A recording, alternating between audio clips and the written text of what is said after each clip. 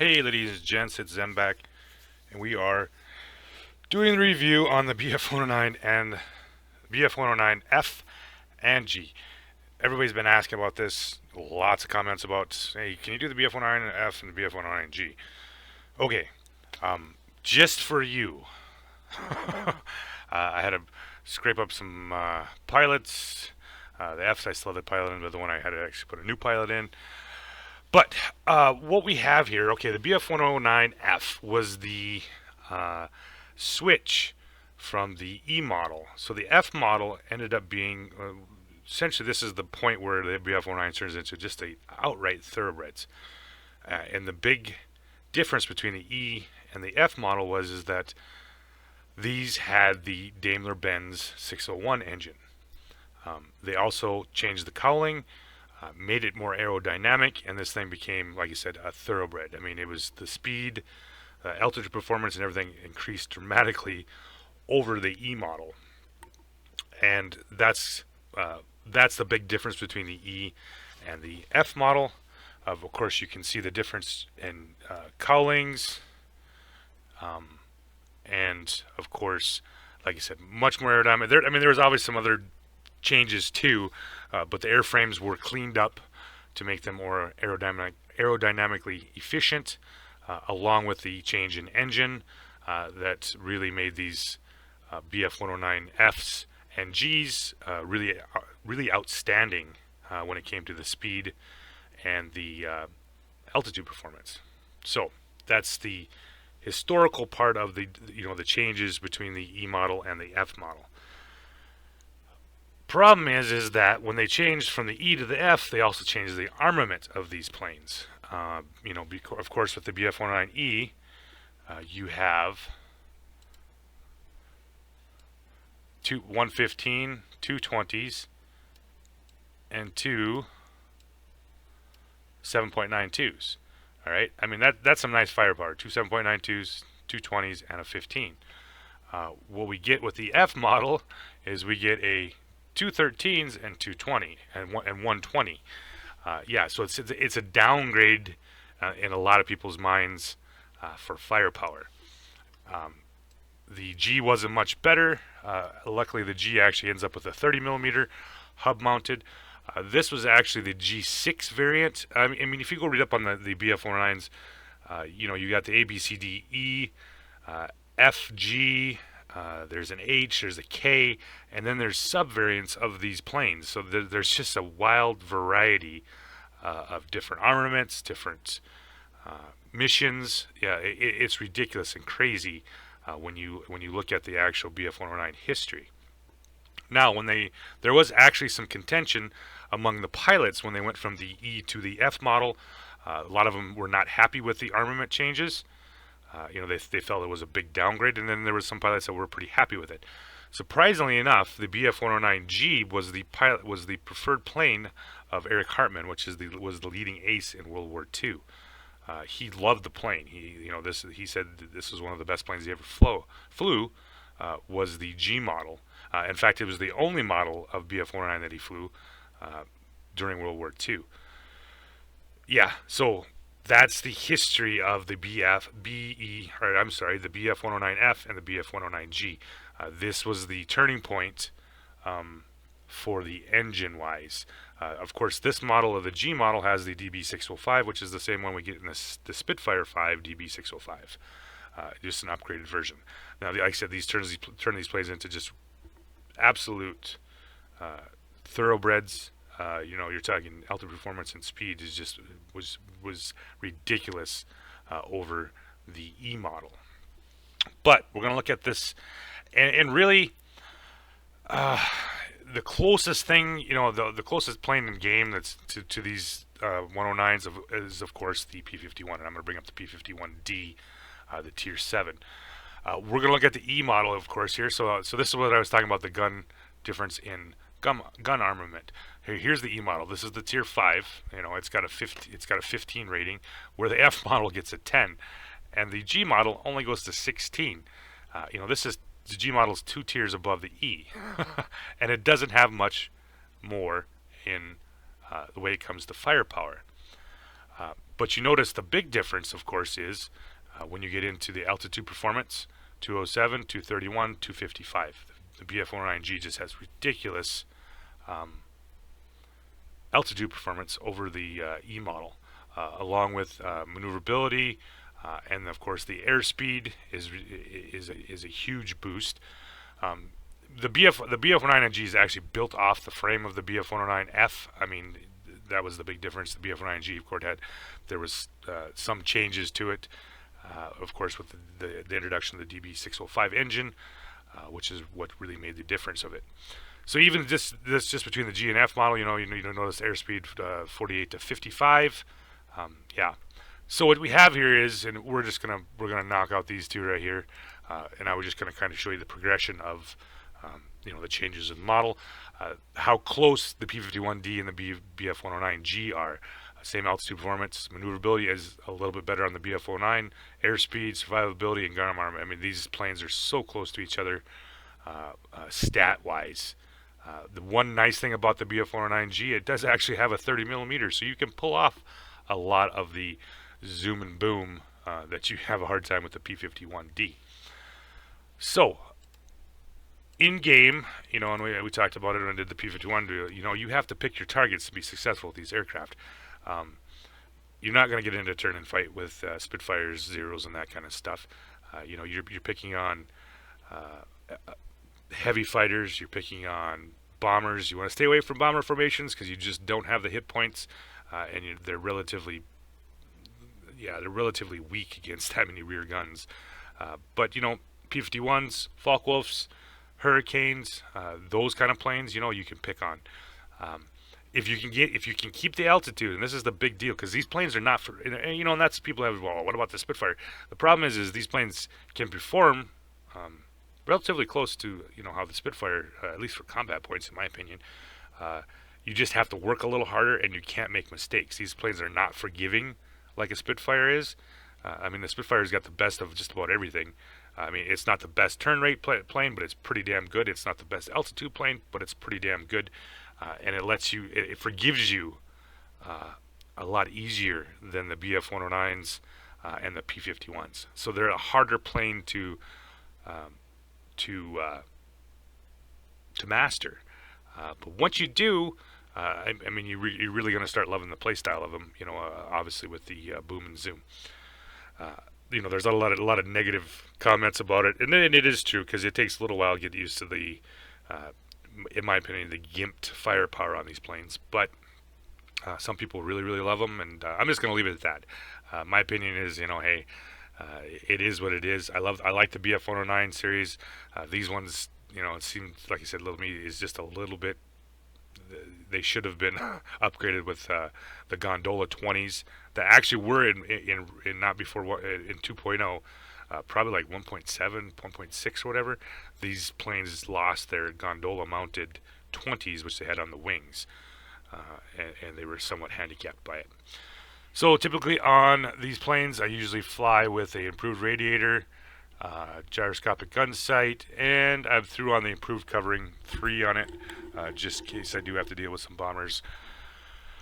It helps out a little bit, taking all that critical damage from their rear gunners, and that's pretty close to what I run with the BF-109 F. Yeah, and I might switch this out to if something increased speed or horsepower or whatever. You're not gonna add lightweight airframe and control surface to this thing and make it turn with a Spitfire or a Zero. So you got to build on, of course, on the strengths of that plane. I usually run a Raptor strike, which of course is the chance of setting the enemy craft on fire and causing critical damage by 50% in a dive. That's actually pretty important. You get in a nice dive on a lot of these planes, you can rack up some serious critical damage and fires on them as you pick them off. So that's the BF-109F, that's the BF-109G, and I'm going to bring them up here, play them at high altitude, as high as you can get it. Just stay up above 5,000 feet as much as you can and work your way down, just like a cake. Work on the top, work your way down.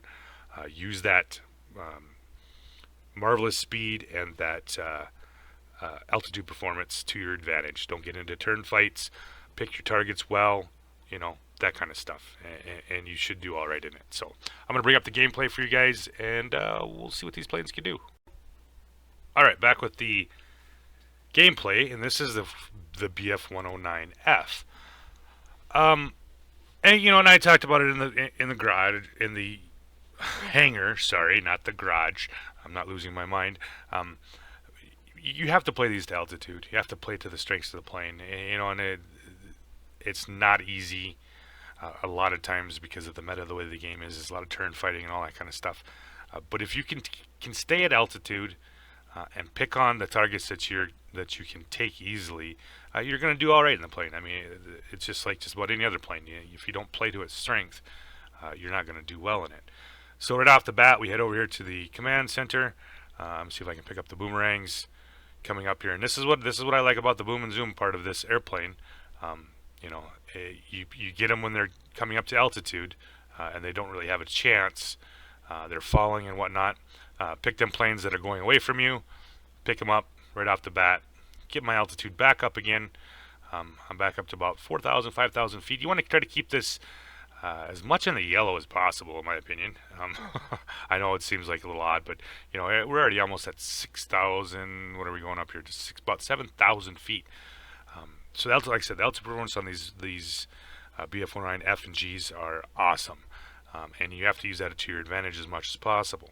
So headed back to center here, following my bomber over, and I'm looking for, of course, is if there's going to be some heavy fighters. I always like it when they come up here to deal with my bomber, which just lets me much easier for me to slaughter them as they try to climb up here. So come up on the top here, got the bullfighter down below, and I'm just watching for him. Yep, there he goes.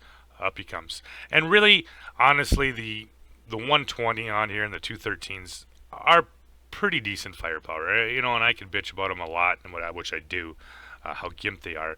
But once you get them to actually hitting, they do run through targets' HP pools pretty quickly here. So pick up the middle center airbase, keep my altitude up here. And I got the F4U4 or F4U1 coming in here, and I'm just going to see what he's up to here. He's going to try to make a pass at me. Yeah. And multi-rolls, there's another aircraft right there that you can pick on. Pick him up. He's not paying attention. Put a nice burst into him. Pick him off, and he goes over. And of course, the tornado, they really don't have much of a chance either. Get on his rear and start pummeling him as hard as I can. Yeah, but I'm not going to drop down too far here. I'm not going to chase him down below my, roughly 5,000 feet or so. Pick up the A6M5. He's not paying attention. That's all right. That allows me to come in here and do a little bit of a zoom and boom. Catch him as he goes back up here, and then zoom back up. Have to start dealing with these incoming fighters. If you've flown the lower tier BF-109s, and you know how well the altitude performance is, and you know they're very, for the most part, typically some of the faster planes in their tier. You have to use that, of course, to your advantage. Pick up the DO-17M, come back around on him. Yeah, there we go. Start really working him over there with those 213s and the 20. Yeah, well, we're gonna finish him off here. He's not really doing a whole lot of damage to me. Yeah, there we go. Finish him off. Flip back up over top. Got the other A26 also came in. Monroe's showing up here. He's giving me a nice broadside, good silhouette. Pretty easy to hit something like that. So I don't really want to get in his butt quite yet. Try to stay up here. Let the bots take all the damage from the rear gunner, so I don't have to.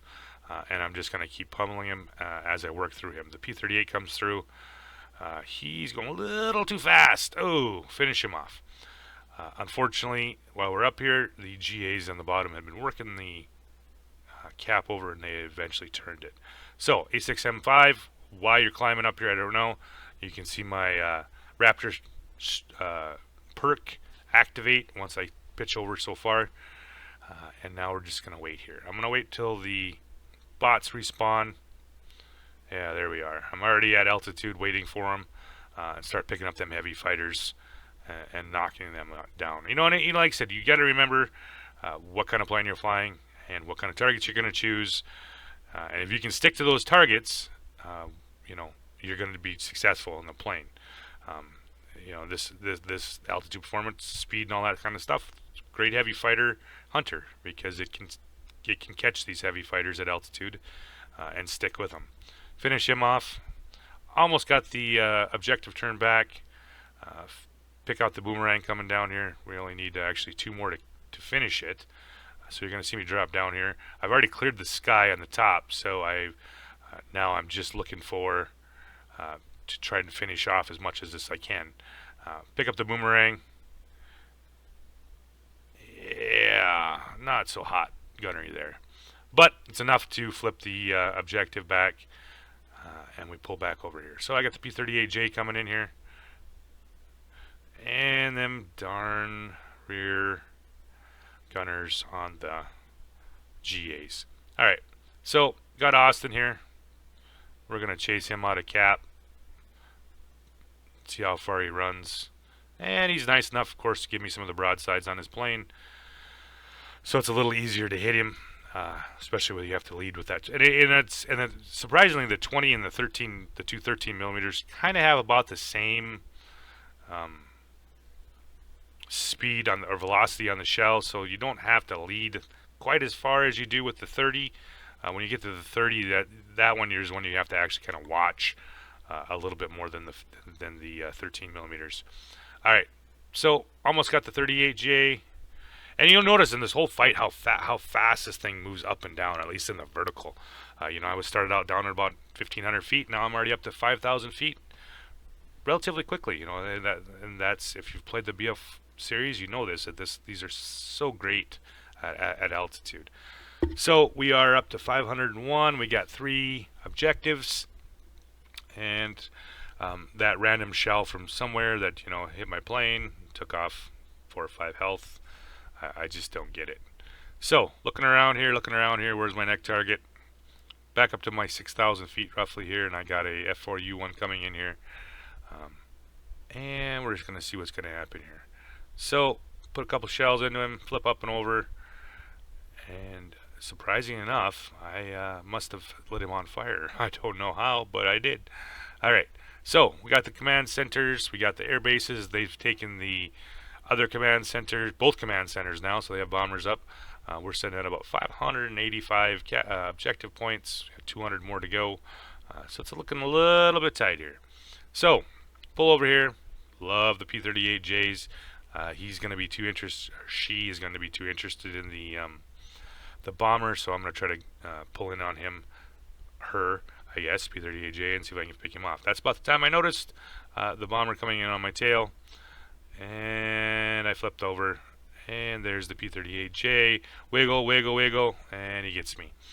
Unfortunately, that leaves me out of the game because of the squall line. So let's fast forward here, and we do pick up the win. Thank goodness. One of those kind of deals. So it wasn't a bad game for me, you know. I'm just, like I said, showing you a little bit of what this plane is all about. With the altitude performance and the speed of it, you know, is obviously better than the E models. So, you know, use it to your advantage. You know, play the high altitude game, and only go down if you absolutely have to, or if you have clear skies above you. You know, use that marvelous speed and the ability to get back to altitude relatively quick. So I'm going to bring up the G model for you guys to see, and yeah. All right, back with the BF-109G gameplay. Of course, faster than the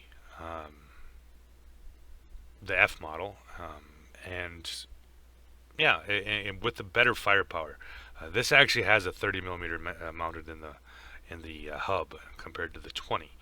So it takes a little bit of getting used to, you know, with the lead on this thing, because it's kind of a slow velocity shell, and it takes a little bit of time to get used to it. But once you do, you can rack up some impressive damage on target. And I'm usually looking for that big shell. That's the one I usually shoot with as much as possible. I don't pay attention to the smaller smaller tracers, I want to be paying attention to that big 30. Back up here at altitude, I'm at 7,500 feet, sitting here waiting for the P-38F to flip around on me. He'd been busy with my bomber, and now I have him. There's not a whole lot he can do here. So back we come. Picked up the military base, and now I'm just going to do a little loitering here and see how the map plays out. Of the two, I prefer the G model just because of that 30. It's a little easier to zoom and boom with that gun than it is with the 20. A little easier to deal with fighters that are down. You can actually pull off a boom and zoom. If you get the 30s to hit, you can put some serious damage on other light fighters. So back we go. I'm at about 8,000 feet, trying to keep it up as high as I can. Flip over here. Now I got the A5 coming in. He is going to wants to go nose to nose, which is fine. We're going to just put a couple shells into him. He can't outturn me. This is what I said earlier. Pick your targets. Focke-Wulfs have no chance. The fact that he was up this high was amazing anyway. That thing's not notoriously great at altitude. But I'm not going to chase him down too much further than that. Try to keep my altitude up here because I got a P-51D. And at altitude, you are actually more maneuverable than the P-51. So I'm not really terribly worried about him getting on my tail here. So now I have the Spitfire, and of course, all kinds of damage here. So flip up and over. He's of course kind of struggling because he's of course a P-51D or a Spitfire, so his altitude performance isn't quite as good as mine, and I'm able to get around on him and put some shells into him. So he is literally wrecking my plane. And once again, what is that, a plane?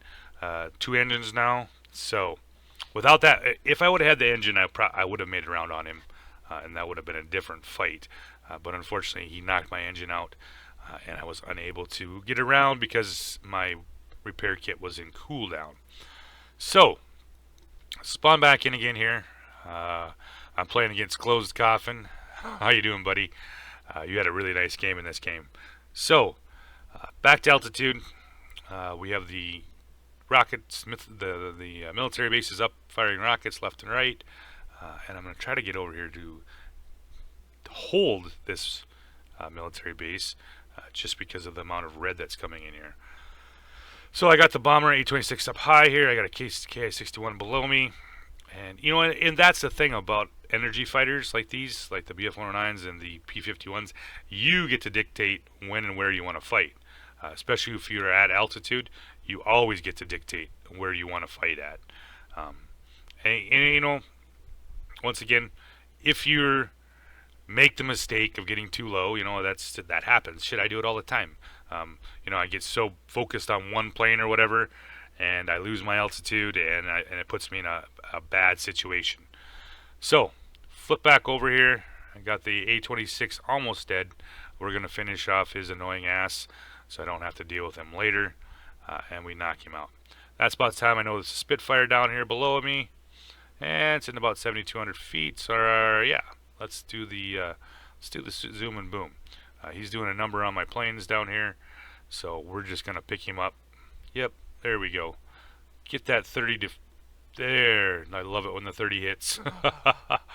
Pick up, and I didn't drop down too far. I'm already at I'm still back up to 3,000 feet, and that's the great thing about this plane, how quickly it gains altitude. So a lot of times you can pull off some of that stuff where you can drop down to 2,000 feet or whatever and get back up here. I'm already almost back up to 5,000 feet. Looking around for targets. I leave the GA down there to the other human pilots and the bots, and now I'm looking for, once again, stuff up this high, and hopefully we can make this work. The rocket base is about ready to flip one of mine, and it's really about timing in a lot of these maps, especially where there's 2 military bases. Who gets one up first and who doesn't, and how quickly they can flip the cat back and forth. So they take the garrison, and I have a lot of red right there. So you'll see me turn around and make a run for it, because I don't want to deal with 4 or 5 fighters when I have some incoming help. So here comes my help, and now I can flip over here And the P-51D, you know, he's up here at altitude. Lovely, lovely. But I'll take a pass at you. I don't have a problem with that. You got your 650s. I got the 30. Yeah, who's going to win out of that deal? Didn't quite finish him off. Flip over here.